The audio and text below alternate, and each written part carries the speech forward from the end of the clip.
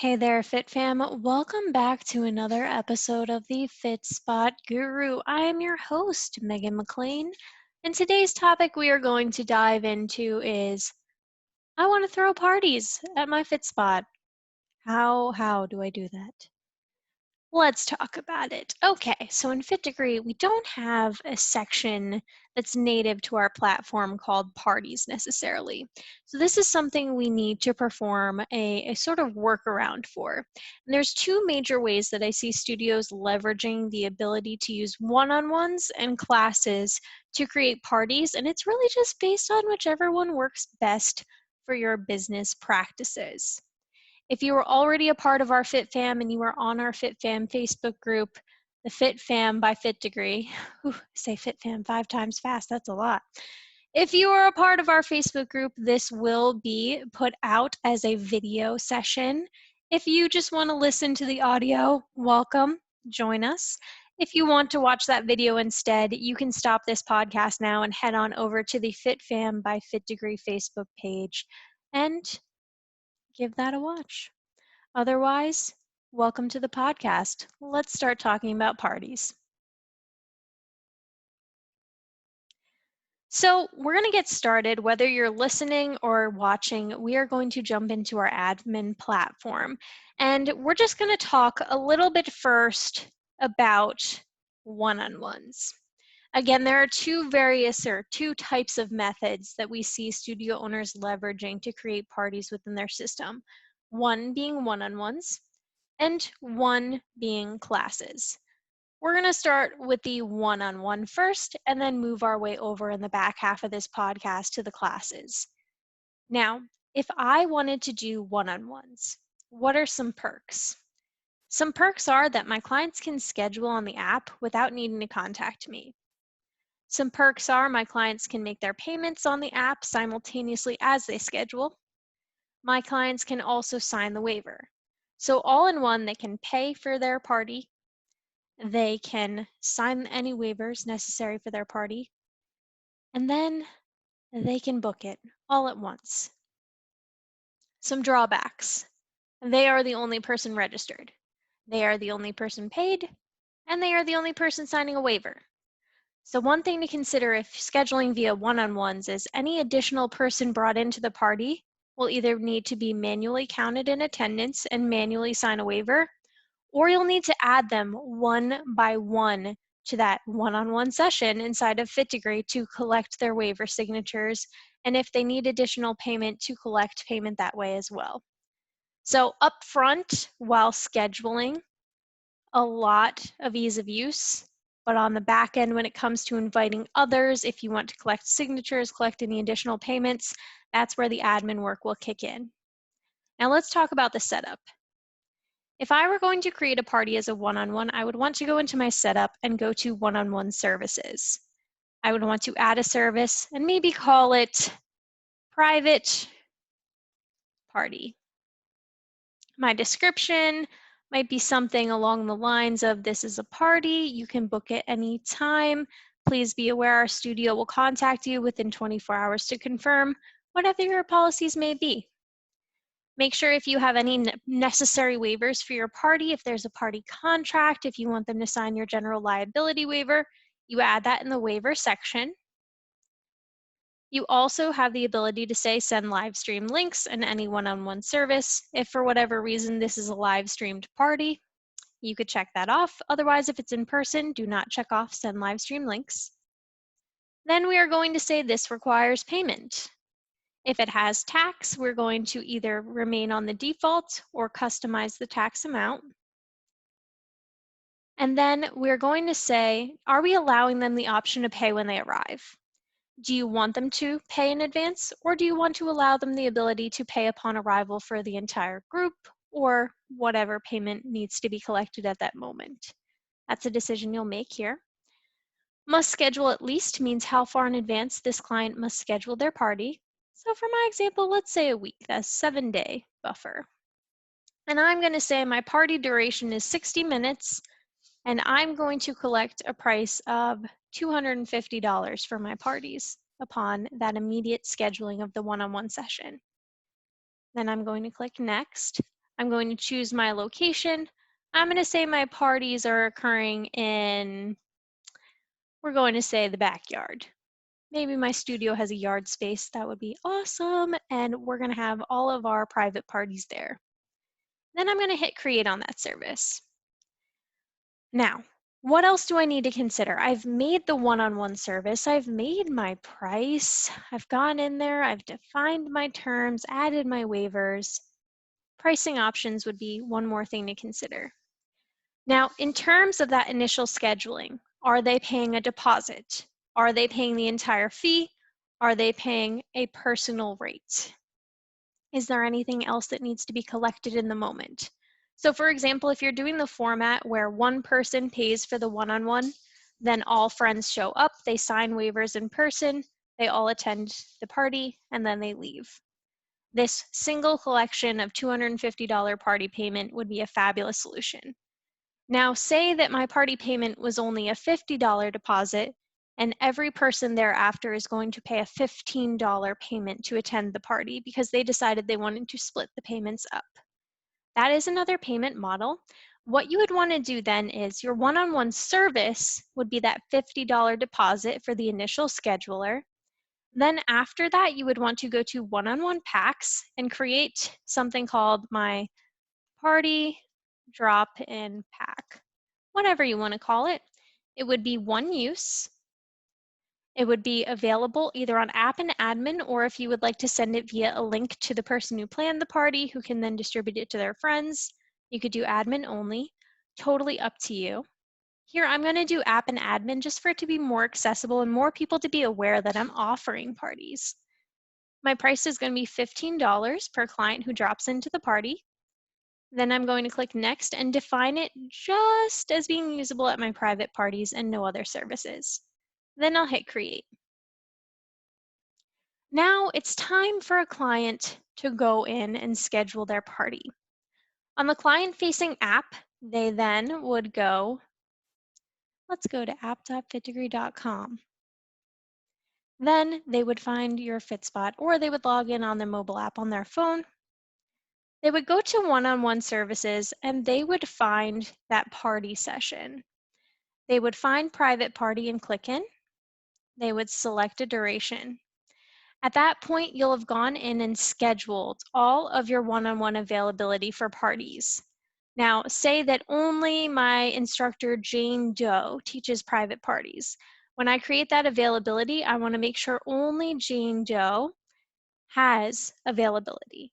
So again, you're going to go into that one-on-one section of your admin and make sure Jane Doe has some availability listed for private parties. So if Jane was available for private parties every Friday, and then maybe she was available from 8 p.m. to 11 p.m. We're doing some late time parties at my studio. Now we have that availability set and the clients would be able to see that in the app. They would pick Jane as their instructor. They would be able to find on Friday that open availability 7 days out. As long as it's not conflicting with any of her classes, all of the time slots will show. The client then would choose the available time, register for the session, and then they would be able to make that payment. At that time, the admin would be notified of the one-on-one session being completed, and based on your model, whether it's the 250 paid in full, your job at that point would pretty much be done. They would be able to invite their friends, say, hey, I booked a private party. If you get a notification and say you're doing that $50 model where they're paying a deposit, you would still need to send out that link to invite their friends, have them pay their party deposit in advance, and add them into that one-on-one session. Remember, all one-on-one sessions do allow you to add another client. That's how you would be able to add in additional people to the party, mark them as paid, and collect their waiver signatures. Again, one-on-one services is a fabulous method if you're going to collect upfront payment, waivers in person, and just get the ball rolling, immediate scheduling from the app. That second method where you're sending out links, collecting other payments, that's where a lot of admin work is going to come in. Really, if I was going to personally leverage the one-on-one, I would be looking for the one client to schedule, the one client to pay, and the one client to sign my waivers. And in person, I would have physical waivers for the other people to sign as they arrive to the party. That's my opinion, but it's whatever you decide is best for your business model moving forward. Now, we've talked a little bit about one-on-ones. Let's talk utilizing classes. In terms of classes and Fit Degree, this is a great option if you want more admin control from the jump. The way that you can book a party via a class would be making it not available, so not visible on that client mobile app or web-based app. So we would want to go into our setup and we would want to create a class group called Private Party. Inside of that class group, we would want to make a class called our party class. There we would want to open and close the registration.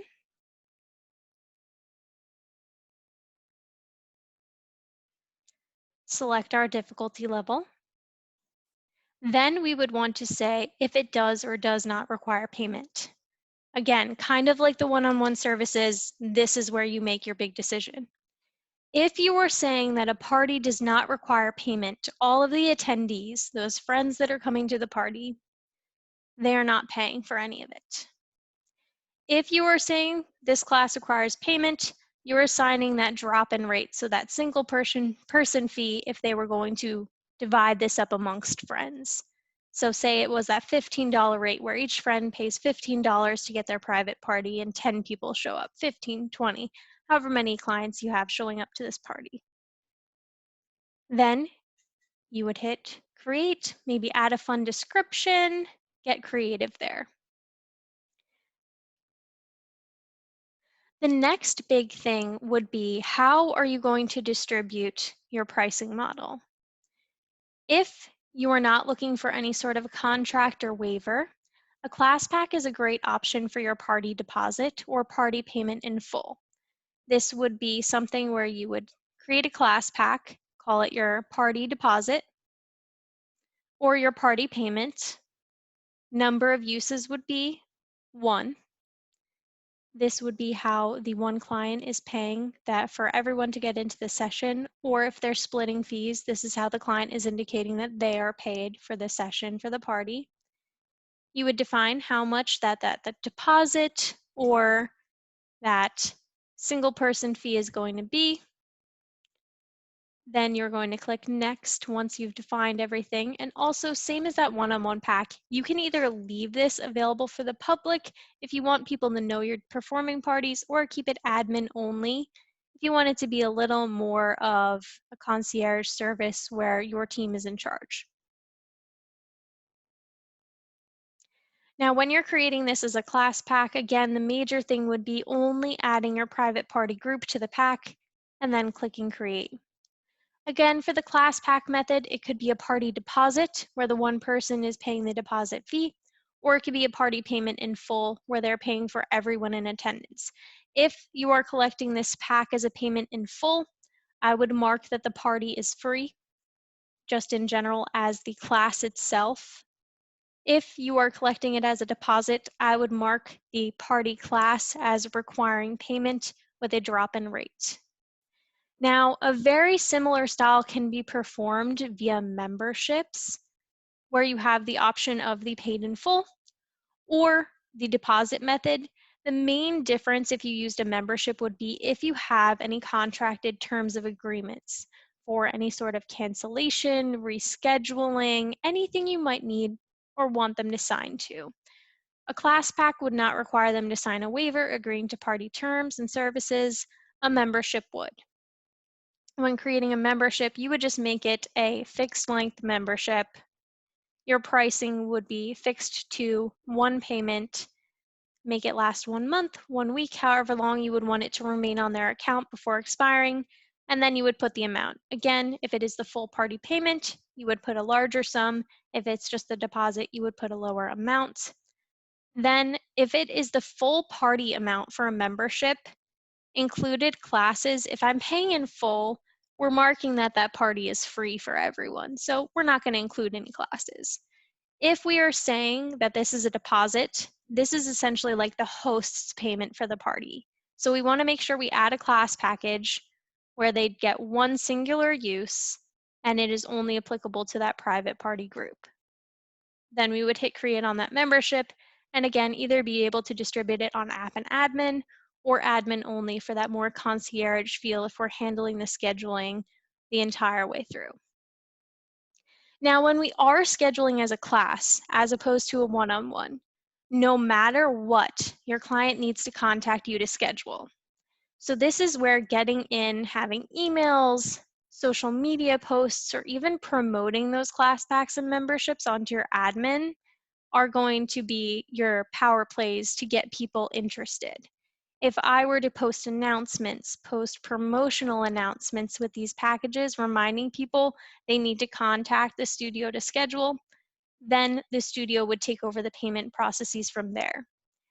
Once someone contacts the studio and says, I would like to book a party, you then would either send them the direct link for the class pack, send them the direct link for the membership to initiate either the deposit or the payment in full. Then they would tell you what date they would like to book their party class. From there, you're going to go onto your live schedule, click Add to Calendar, Class. The class you're going to be scheduling would be your party.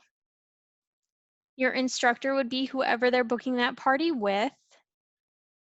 Your location would be wherever the party is set to occur.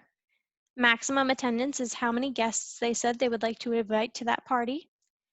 Waivers would be any general liability, COVID, any waiver you have whatsoever that you want any attendee to sign. And then you would choose your display.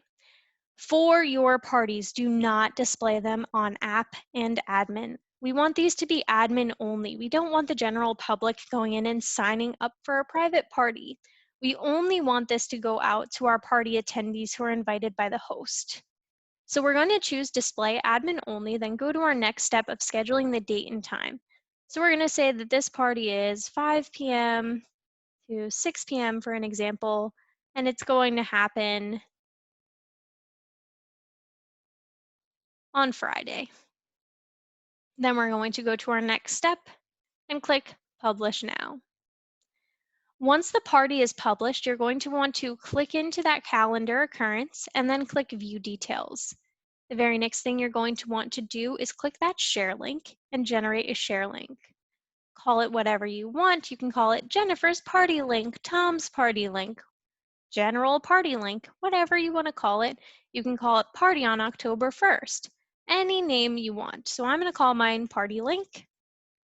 I'm going to say that they have a week to sign up, maybe a few days, however far out I want to allow them. Then I'm going to create the link, and that's what I would be sharing with the host. So the share link that I've generated for this session, which is not set to display on my general app, I'm going to send this to the host, and then I'm going to let them know, hey, all of your friends will be able to sign up via this link. Please distribute it to whoever's invited. From there, their friends will be able to sign up, create app profiles. They'll be able to go in and sign any waivers. If they're splitting the payment, they'll be able to complete their payments. So again, really, it's just going to be whatever fits your business model and what fits your admin timeline best. If you're using one-on-ones in the front end, they're going to have a lot more ease getting in scheduling the date and time, choosing the instructor, making initial payments. After there, though, it's going to be more admin work for who else is attending. Do I need to collect waivers? Anything along those lines. Do I need to collect additional payments? Was this a deposit? Was it paid in full? However you set that up is how you're going to set yourself up for success. Same with classes. Classes are going to be admin work after they make that payment via class pack or membership, signifying, hey, I just bought the party class pack, or hey, I just bought the party membership. They're going to have to contact the studio. If they haven't contacted you, you saw the purchase get made, are you contacting them? How many days until you contact them? Once you get everything rolling there, have they paid in full? Did they get their friends registered? Either way, there's a lot to consider when planning your parties. And this is just a quick touch, and I know it's a lot to go over for parties.